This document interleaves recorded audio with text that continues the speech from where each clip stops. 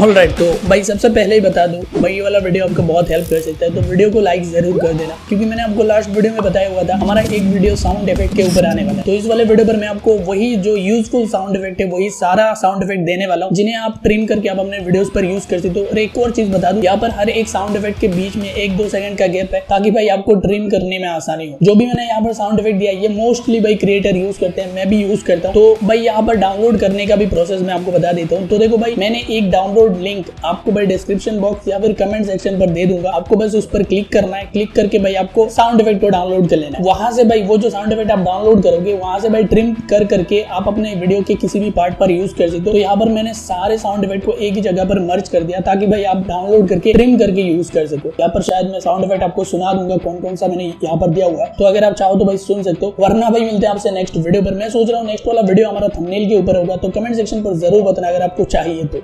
मिलते हैं भाई आपसे अगले वीडियो में।